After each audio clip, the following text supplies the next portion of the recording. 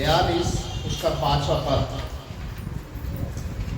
यहाँ पर इस प्रकार से लिखा हुआ है, मैंने कानों से तेरा समाचार सुना था, परंतु अब मेरी आंखें तुझे देखती हैं। Hallelujah, hallelujah. मैंने आंखों से तुझे देखा है। कानों ने कभी सुना था कि परमेश्वर न्याय करने वाला है। मैंने सुना था परमेश्वर अपने लोगों की प्रार्थना को कभी अनसुनी नहीं करता। मैंने सुना था परमेश्वर एक उम्मीद और आशा देने वाला परमेश्वर है। मैंने सुना था कि जो परमेश्वर की दुहाई देते हैं कभी भी परमेश्वर उनकी अनसुनी नहीं करता, बल्कि उन्हें उत्तर देता है। मैंने सुना था। आज परमेश्वर ने मुझे इस योग्य बनाया कि मैंने उसके आशीषों को अपनी आंखों से देखा है। अजीजों, आज विश्वास का वचन, परमेश्वर के वचन में लिखा है, विश्वास सुनने से और सुनना मसीह के वचन से होता है।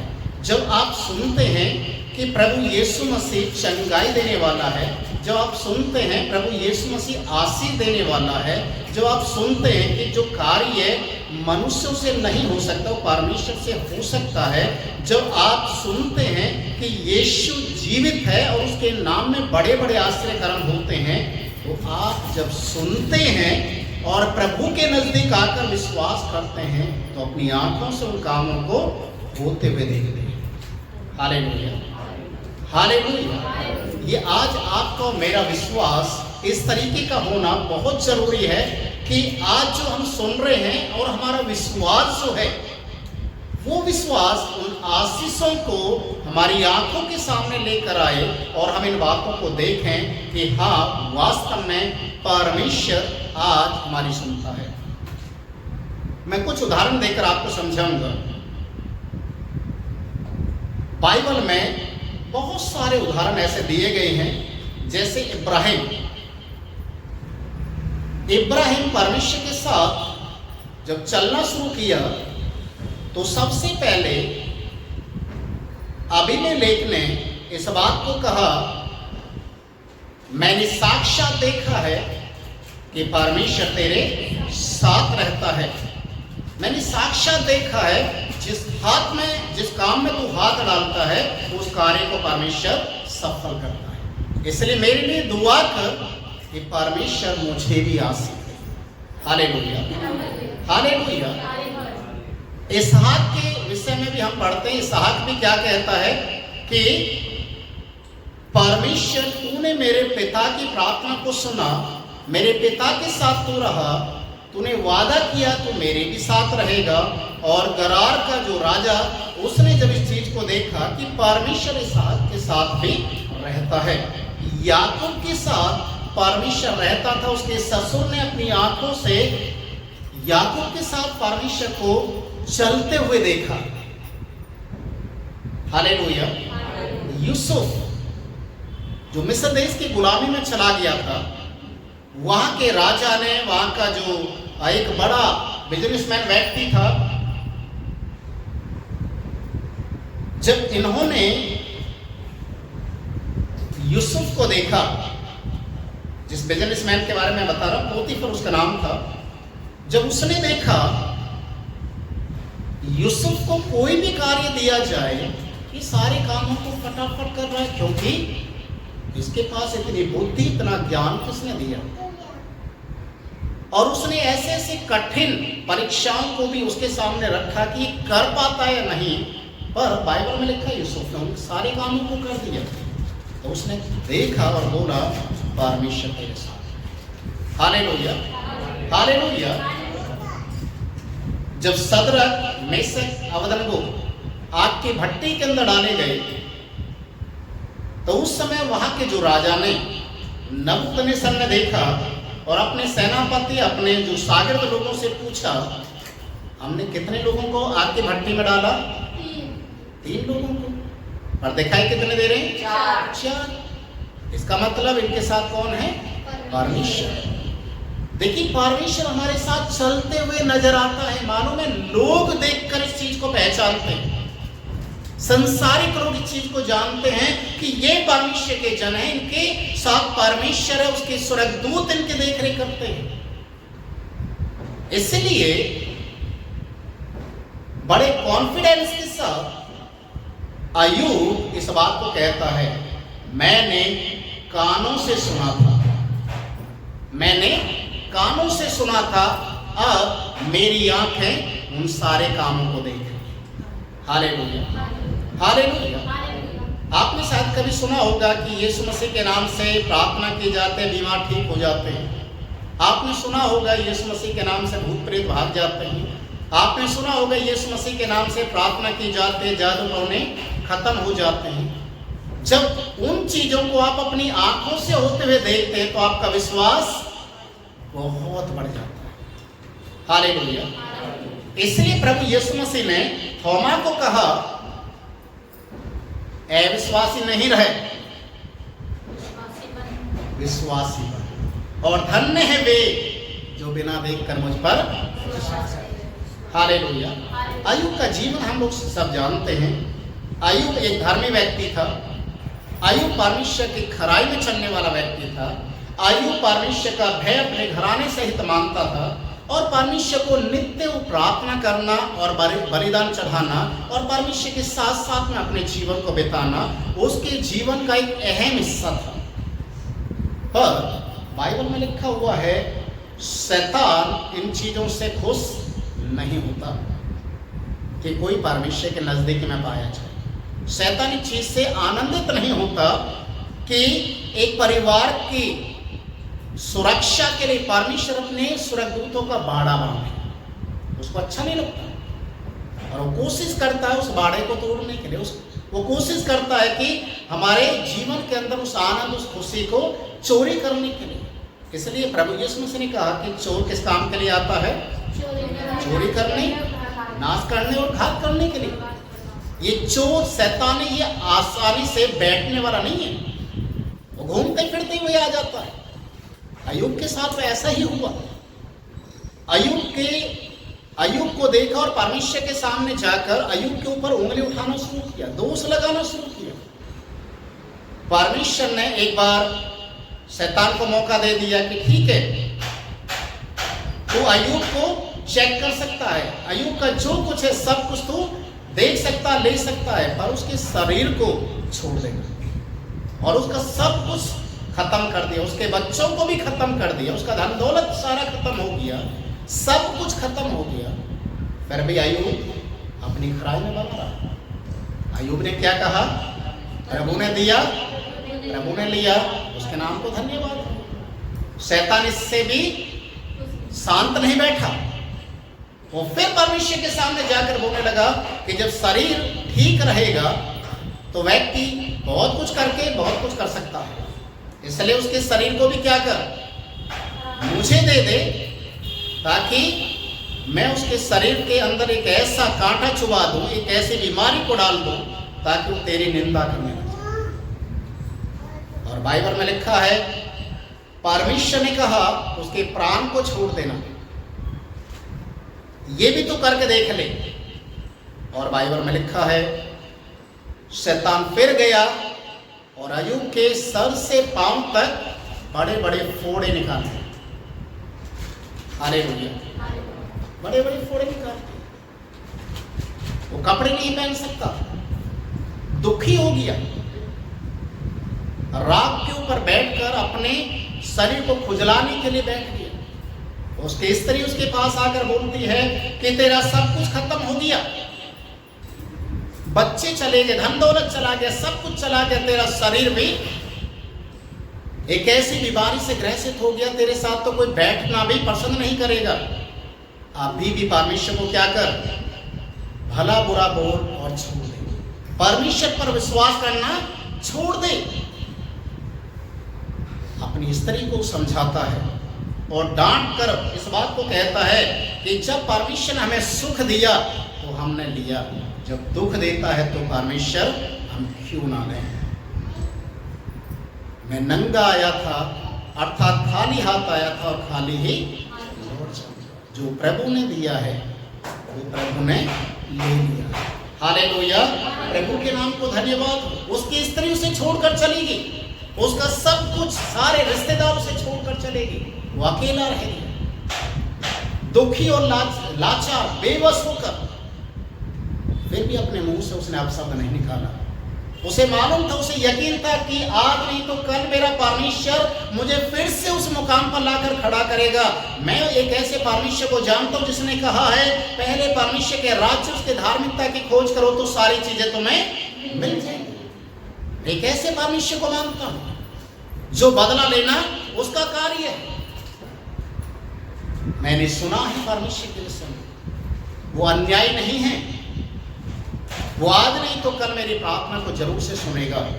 और बाइबल में लिखा हुआ है, अय्यूब का जो विश्वास वो परमेश्वर के ऊपर बना रहा, यहां तक कि उसने अपने जीवन को भी, अपने जन्मदिन को भी धिक्कारा, क्योंकि उसकी कंडीशन ऐसी हो चुकी थी, कोई भी उसके पास आकर बैठना पसंद नहीं कर रहा था। यहां तक कि उसके दोस्त लोग भी उसे दोषी ठहरा रहे थे कि तूने कोई ऐसा पाप किया जिसके कारण से ये सजा तुझे मिलेगी, पर वो अपनी खराई पर बना रहा। बाइबल में लिखा है,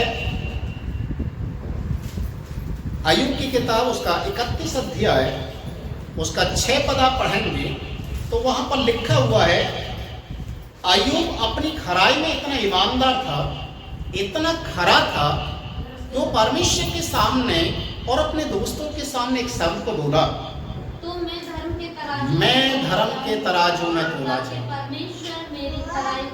परमेश्वर मेरी खराई को जानते। हालेलुया। मैंने कोई अनुचित कार्य नहीं किया, मुझसे जितना बनता था मैंने सारे धर्म के कार्य किए हैं। परमेश्वर मेरे कामों को जानता है। प्रिय भाइयों बहनों, जब हम प्रभु की खराई में जीवन को जीते हैं, प्रभु के साथ जीवन को जीते हैं, हमारे सामने बहुत सारी ऐसी समस्याएं आती हैं, बहुत सारी ऐसी परीक्षाएं आती हैं। कभी कभी हमारे शरीर में, हमारे घर परिवारों में बीमारी, समस्याएं, आर्थिक स्थिति इस तरीके से हमें दबाने की कोशिश करते हैं कि हमें ऐसा लगता है कि हमारा कोई भी नहीं, हम बिल्कुल इस दुनिया में अकेले रह गए हैं, अब मेरा क्या होगा। अजीजों, उस समय अपने विश्वास को आप बना के रखें, अपने विश्वास को कमजोर ना होने दें, अपने विश्वास में मजबूत रहें। आज अगर दुख आया है तो कल सुख भी आएगा। आज अगर हमारे जीवन में अंधेरा हुआ है तो कल सवेरा भी होगा। अपने विश्वास को कमजोर ना होने दें। अय्यूब का सबसे बड़ा जो विश्वास का रहस्य या उसकी जो विश्वास में जो उसकी परिपक्वता थी, इस बात को दर्शाती है कि वो दुख में रहने के बाद भी, समस्या में रहने के बाद भी, बीमारी में रहने के बाद भी वो क्या कहता है, प्रभु मेरी खराई को जानता है। Hallelujah, hallelujah. परमेश्वर के वचन में पौलुस इस प्रकार से कहता है कि शैतान ने मुझे कांटा चुभाया है ताकि मैं घमंड के कारण फूल ना जाऊं। एक कांटा चुभाया है और मैंने परमेश्वर से 3 बार उस विषय के लिए प्रार्थना किया, पर परमेश्वर की ओर से उत्तर क्या था, मेरा अनुग्रह तेरे लिए काफी है, मेरा अनुग्रह तेरे लिए काफी है। जब मैं निर्बल होता हूं, जब कमजोर होता हूं, तो उस समय में परमेश्वर की सामर्थ मेरे ऊपर छाया है। Hallelujah, hallelujah. जब हमारे जीवन के अंदर कोई भी दुख है, समस्या, परीक्षा है, तो इससे घबराने की जरूरत नहीं है। परमेश्वर आपके विश्वास के अनुसार आपको उन सारी चीजों से निकालने के लिए वो योजना पहले से बना चुका है, पर इसलिए आपके साथ में सारी चीजें चल रही है ताकि परमेश्वर शैतान को लज्जित करे। हालेलुया। जो शैतान आपके ऊपर उंगली उठाता है, परमेश्वर के सामने आपके ऊपर दोष लगाता है, अय्यूब के समान वो परीक्षा में डालने के लिए कोशिश करता है। परमेश्वर आपकी खराई को वो और निखारना चाहता है। और बाइबल में तो यहां तक लिखा हुआ है, एक सोने से भी बढ़कर आपका विश्वास होना चाहिए। हालेलुया। एक सोने से भी बढ़कर, सोने की खराई किस चीज से मापी जाती है? आग में डालने के कारण से। जब उसे आग में डाला जाता है तब मालूम चलता उसकी शुद्धता क्या है ना? तो वैसा ही परमेश्वर भी आपके जीवन में इन सारी चीजों को इसलिए आने देता है ताकि परमेश्वर आपको एक ऐसा तेजस्वी के रूप में तैयार करके लोगों के बीच में, आपके शत्रुओं के बीच में खड़ा करे कि लोग जाने इसके साथ परमेश्वर है। हालेलुया। अय्यूब कहता मैंने कानों से सुना, आज मेरी आंखें उन सारी चीजों को देखती। उसका विश्वास इतना मजबूत था कि उसने अपनी आंखों से उन कामों को होते हुए देखा। बाइबल में लिखा अय्यूब का जितना था। अय्यूब की किताब का 42 अध्याय 10 पद से आप पढ़ेंगे तो यहाँ पर लिखा है अय्यूब का जितना था सबको परमेश्वर ने डबल करके, दुगना करके उसको आशीष दिया। हालेलुया। और जितने भी उसके ऊपर उंगली उठाने वाले लोग थे सब के सब लज्जित हो गए। हालेलुया। वचन में लिखा हुआ है 10वें पद में 42 का 10,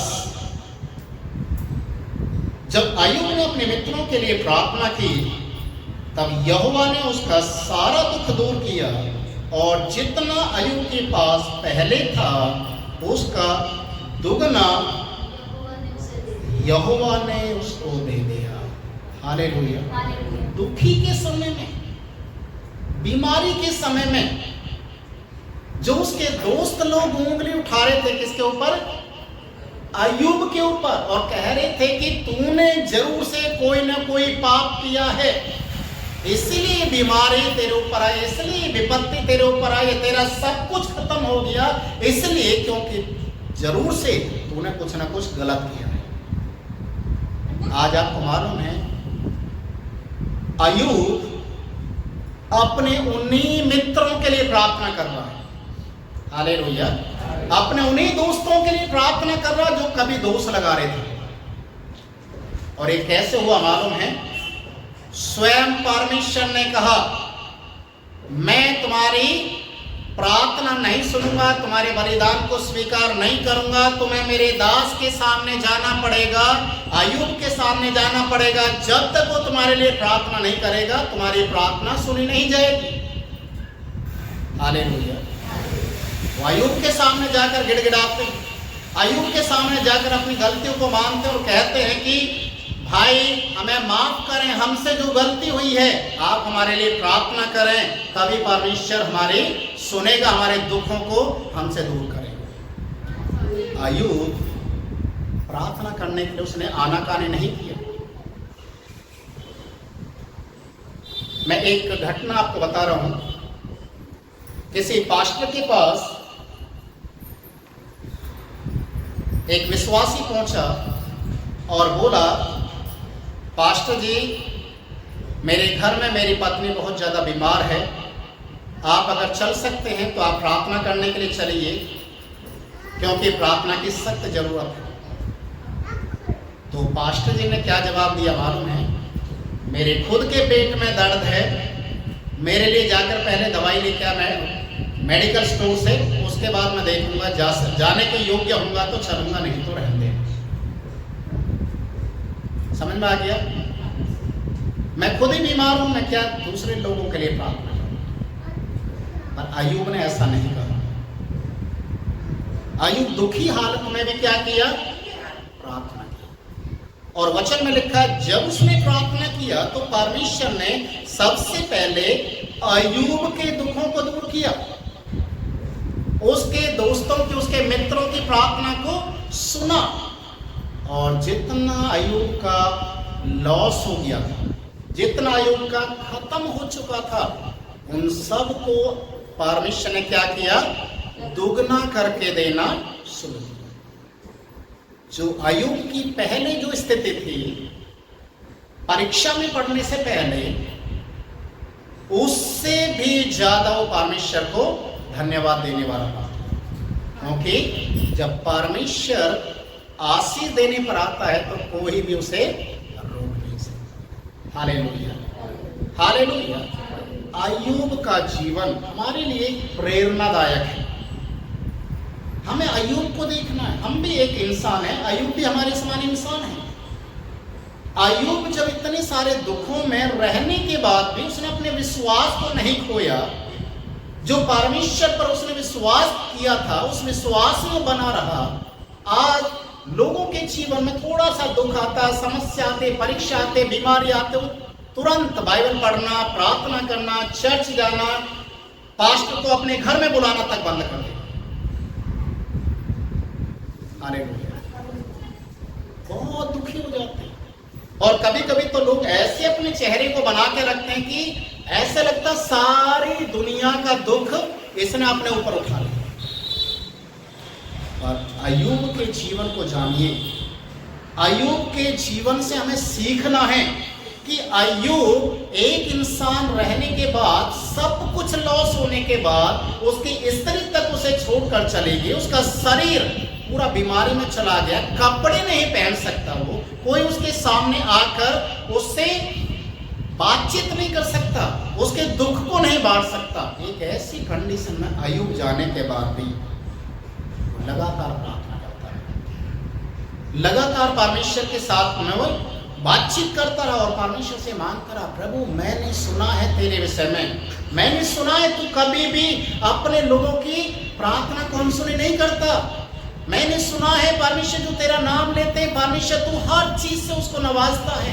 आज मेरे पास सब कुछ नहीं है, सब खत्म हो गया, और मेरी उम्मीद है, मेरा भरोसा तू मुझे फिर से देगा। हालेलुया। देखिए अय्यूब ने कान से सुना, समझ में आ रहा है, कान से सुना और आंखों से देखा प्रभु कैसे उत्तर देने वाला है।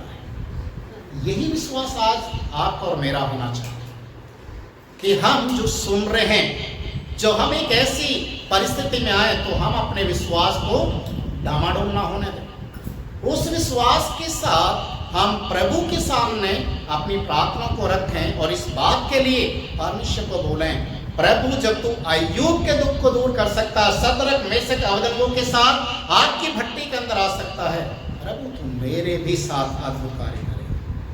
हालेलुया।